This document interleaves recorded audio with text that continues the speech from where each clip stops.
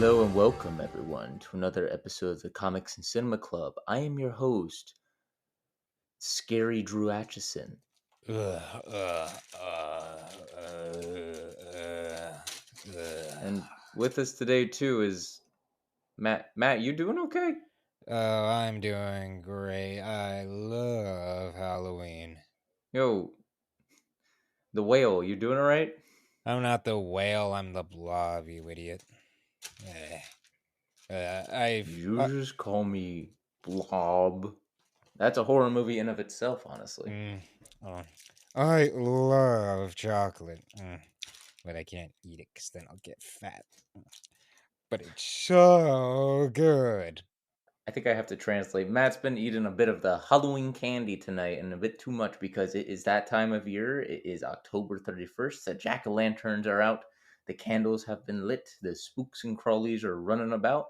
And we decided that today we are going to go all out and talk about the movie that kind of sets the tone for Halloween, Halloween itself, because we're fresh off of talking about John Carpenter.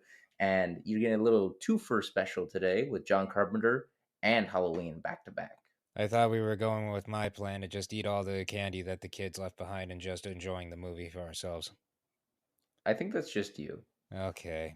So for anyone that doesn't know, Halloween that came out in 1978, as directed by John Carpenter, as we mentioned, and was a major success, making $70 million at the time against the $300,000 budget. It and not for a very good reason, because not only was the film incredibly groundbreaking, setting a lot of the tropes and standards that would be followed by slasher films to come, but also utilizing new techniques to help revitalize the genre. Although slasher films had been in existence for a few years before, with the previous examples being slasher films like Psycho, Black Christmas, and Texas Chainsaw Massacre, Halloween was considered by most to be the beginning of a new wave of them that dominated the 80s and the 2000s. Ooh, Twix. Yeah, and what kind of set Halloween apart from everything else is that they were able to really jump in and do something that none of the other films really did, in my opinion. And that's that they were able to create a final girl. And granted, Texas Chainsaw has a final girl, but it kind of just feels like she runs and she runs and she gets away from the killer, and that's kind of it. Whereas with Laurie Strode, you have a character who is active in what they do. They're active in they're avoiding the killer, they're running away. It also introduced a whole bunch of tropes. The whole trope of if you have sex in a horror movie, you're gonna die because sex is apparently bad Good. in horror films, and other aspects along those lines too. Plus the whole like masked killer, even though that did start with Texas Chainsaw. Texas Chainsaw, like Leatherface, is much more of like a bumbling sort of scary asshole who's running around going, "Ugh." Whereas Michael Myers, he's the silent killer. He's the guy who's lurking in the shadows who you don't know. You don't know what you're gonna get. You don't know if he's in the closet. You don't know if he's in a bathroom. You don't know if he's behind that bush. You don't know where he's going to be. And that really helped. It really, what I love about Halloween, and our John Carpenter one I mentioned, Halloween and The Thing are two of my favorite John Carpenter films. But something with Halloween that I really like is how they go about with Michael Myers. There's the big question of, is Michael Myers a man or is he the boogeyman? Is he human or is he monster? And I love that they keep bringing it up throughout the movie, and they bring it up even in like the end, in the aftermath of it. They're like, is he a man or is he a monster? And it leaves you like with that question, like, did we just watch a guy who's deranged run around and kill these people, or did we watch the birth of the shape, the birth of the And it's boogeyman? definitely very groundbreaking, since Michael himself was very much different from horror monsters and villains of the past. Even with Texas Chainsaw Massacre, though Leatherface was human, he is still very massive, aggressive, and very powerful. That Michael is honestly comes across as the most unassuming of a lot of serial killers, because he's just a man, physically at least. There's no magic powers. He's not like a vampire or a werewolf or a Frankenstein monster. He's quite literally just a human. So it blurs the lines a lot more in what makes a man and a monster, especially for the time being. And what also helps Yeah. the film stand apart was the perspective shots from the killer himself, something that will be utilized in a lot of other films, both horror and non-horror. But the idea being that a lot of the perspective of the film is shown through Michael's perspective, which is in turn an interesting idea. Something I definitely thought was very unique the first time I saw it all those years ago. Ooh, a popcorn ball. Matt, do you need some coffee to help you with this candy? Is it chocolate flavored coffee? It could be. Hmm. Waiter, 2 cups, please. Okay, it's on its way. But yeah, I mean, and I feel like the question of who is Michael really sits with you throughout the film and even at the end, because obviously spoilers, but I love that ending. And I'm not the biggest fan of cop out slasher horror movie endings where it's like, we got the killer guys, and then the last frame is the killer jumping in your face rah, with a machete or, chainsaw or hook or something. But I feel like this has the same effect as like Evil Dead, where it's just like a horrifying and chilling ending where it's like in your face, but it works. And this ending I like because Laurie's just beaten to shape. He's fallen. He's gone. He's done. Dr. Loomis comes in and Laurie asks him, was that the boogeyman? And he's insistent, no, it wasn't the boogeyman. It's just the guy. He goes outside to look for him, and the backyard is empty. And then we get shots of like all the places that Michael has been, all the different homes, all the different like shots, and we hear his breathing. And we got to think like, where is he? What's he gonna do next? And again, it speaks of what we said in our John Carpenter episode that Carpenter is a master of suspense with that. He's like Hitchcock. Hitchcock and Carpenter are two fantastic masters of suspense because they know horror can't just be in your face. Horror can't just be a jump scare every 5 seconds. It has to be built up, and that's what makes Halloween so good is that there's these quiet little scenes where Michael is just in the background. You don't even notice him. There's this great scene towards the start where Loomis is meeting the police chief for the first time. And, as he's talking with him about Michael, Michael's in the stolen car that he got from the psychiatric facility. And he just drives it past Loomis and goes up Main Street. And it's such like a great little bit because you see him in the background and he's there, but the main characters don't see him. There's a great Hitchcock allegory that I love that is about a bomb. And basically, what it states is that you can have, let's say, you are watching a set of characters in a room and they're talking. All of a sudden, boom, a bomb goes off. All the characters are dead. You're shocked. You're surprised. You're horrified because everyone's now dead. It's sudden. It's shocking. Let's go back and let's say that before the scene, even before the characters start talking, we as an audience see a bomb get planted underneath the table with a timer set for 10 minutes. And for the next 9 minutes, we're forced to watch these characters talk and be unaware of a bomb. Now you've created suspense. Now you've created something that has the audience going, you got to get out of there. You got to, instead of just a shock in your face, it's more along the lines of what's going to happen next. And that's just phenomenal. I love that so much. And that's what Carpenter does with Halloween. Is it Although I do have to raise the question, when the fuck did Michael Myers learn how to drive a car if he spent his whole young adult life in prison? I think a more pressing concern would be, is the bomb you're talking about a chocolate bomb or a raspberry bomb? Okay, I think you need to get off of the chocolate, man. I think you're gonna be like Augustus Gloop at this point. Don't talk ill of one of my idols. And uh, what also helped Halloween and all of this be so well is, I think, the atmosphere. Because the entire Mhm. film is set primarily in a suburban little neighborhood that is Mhm. just getting ready for Halloween. The kids are going around trick or treating, buying pumpkins and carving jack o' lanterns and all that. Hell, the entire movie is from the perspective of a young girl getting ready to babysit a couple of children.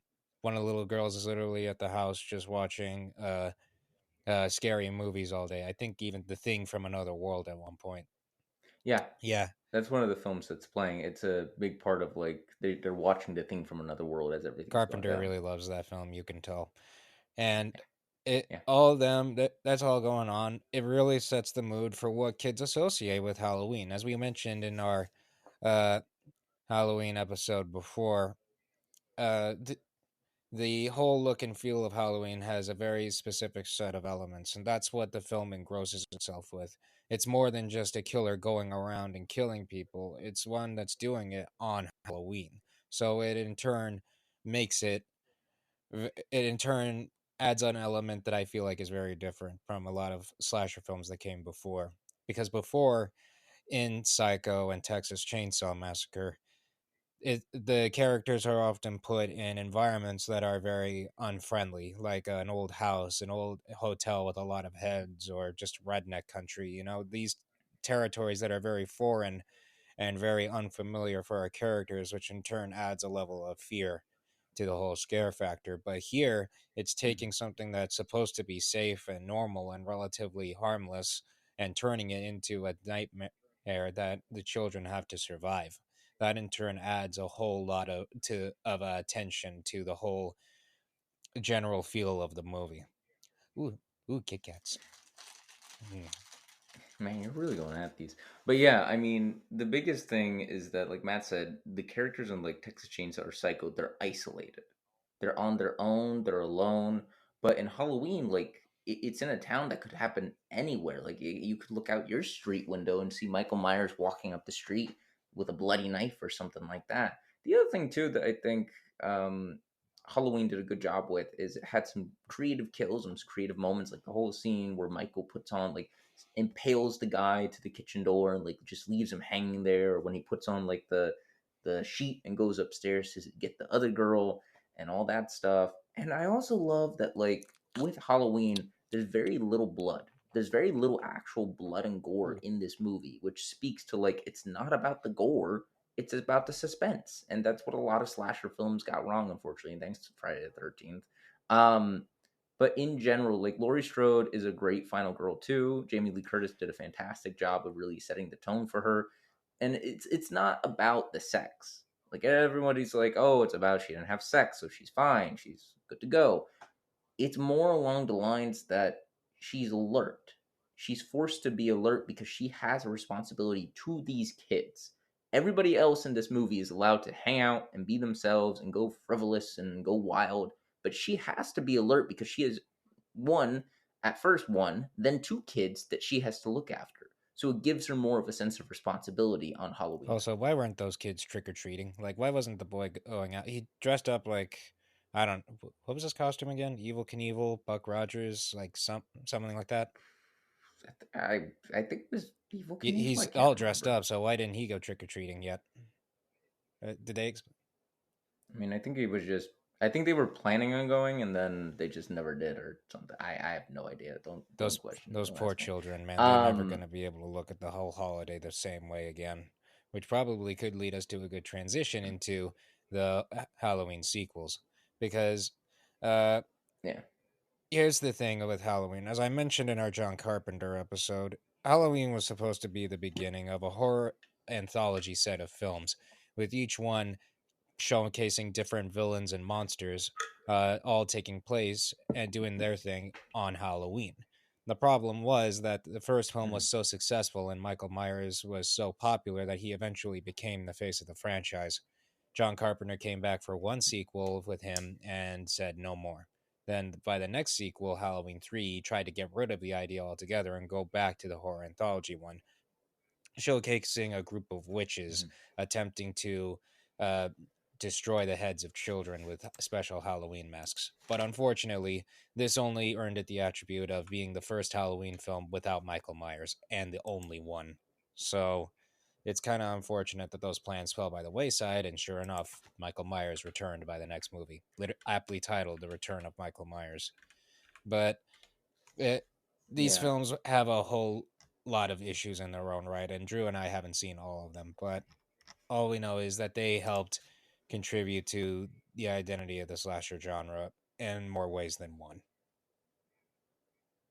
Yeah. And the biggest thing that like after the first Halloween, they definitely got more like goofy and more like over the top with the gore and everything. Season the Witch, I'm not so sure about, but I know that Return of Michael Myers definitely went all out with it. Fun fact: Paul Rudd got his He start he in one of did. these movies too. This was like one of his first ever film roles. He was the young kid. His name's escaping me, but he was the kid from the first Halloween. He played an older version of him in. I'm looking it up right now. And he never Halloween aged a day. 6. Curse of Michael Myers. Yeah, he was Tommy Doyle in that one. Also, like Donald Pleasance kept coming back to be Loomis, and I do find something funny that Loomis was supposed to be the authority figure in all these movies, and every single film, his solution was, "I'm gonna shoot him." I'm gonna just shoot his ass.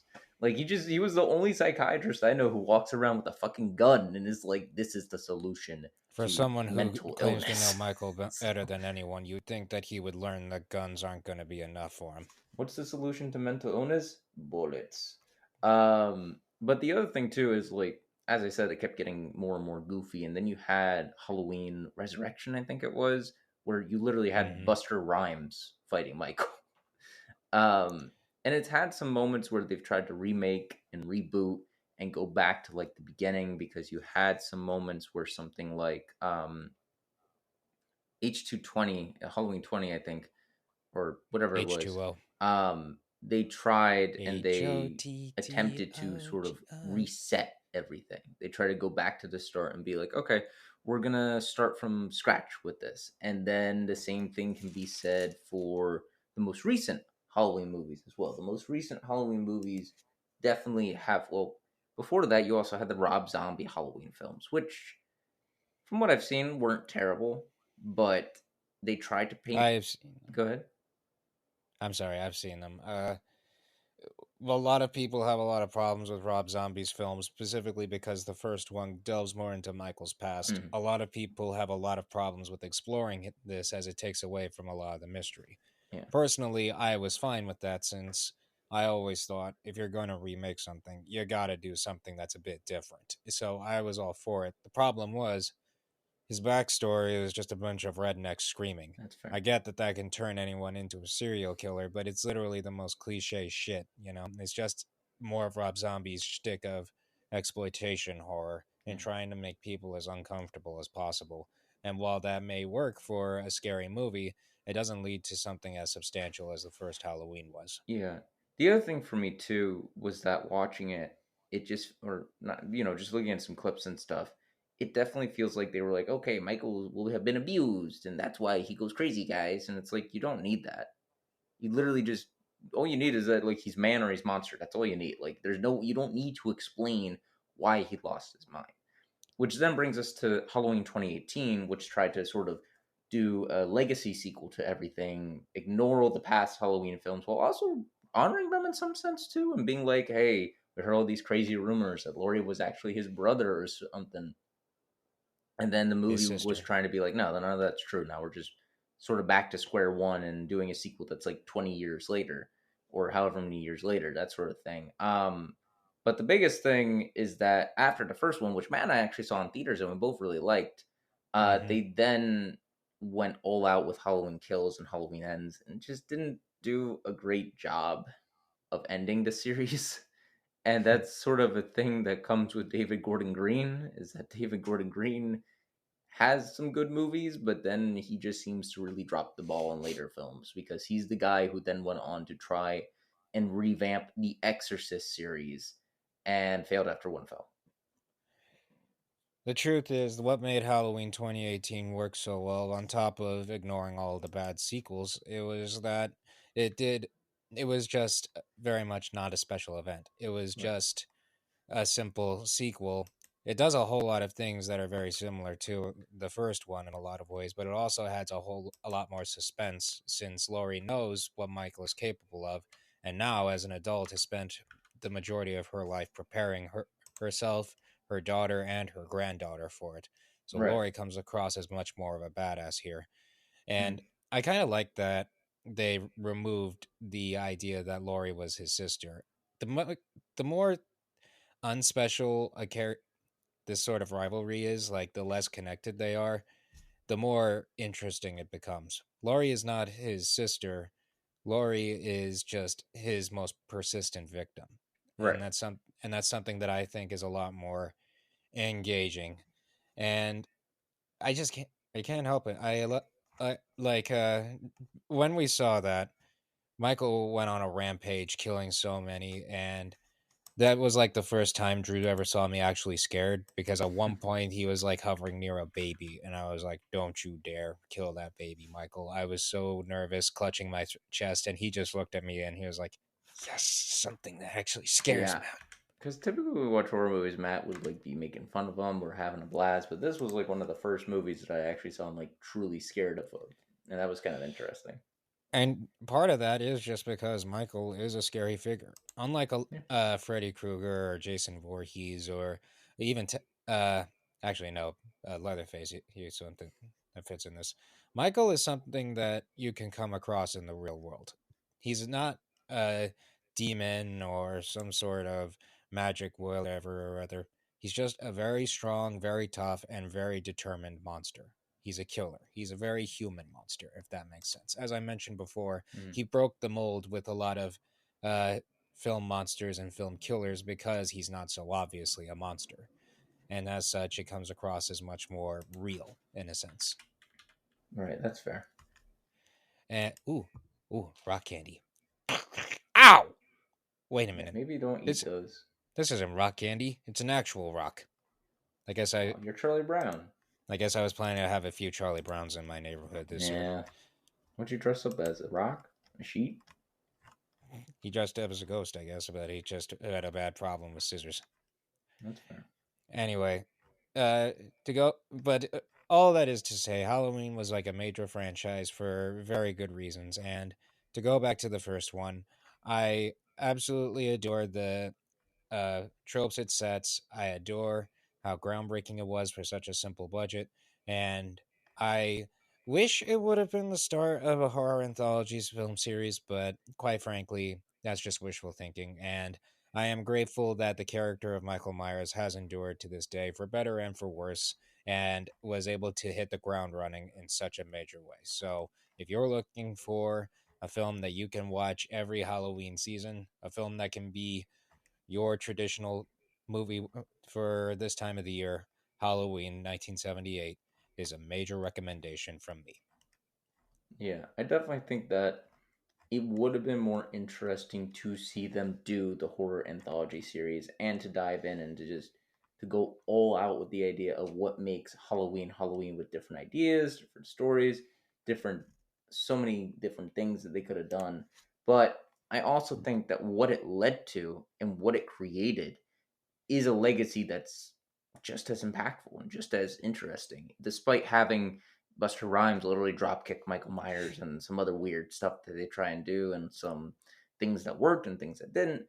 That first film has left behind a great legacy, and that's something that will never be taken from it. Trick or treat, motherfucker. Yeah. Oh, yeah, that is what he says. That's literally what he Oh my said. god. But I think that that's gonna do it. So I'm gonna let Matt get back to his candy. Wait, I'm gonna go get some candy of my own. wait. Do you hear? Do you hear that? No. I'm hearing something. Sounds a bit like heavy breathing, but filtered. Matt, did you have sex tonight? Maybe. Matt, I thought you were just having candy. That can mean multiple things. I don't actually think. Drew, where's that? Well, where's that? I'm gonna let Matt have fun with the shit. Where's that and music we'll let coming you all from? Go. See ya. Drew, help! Help! I can't run! Help!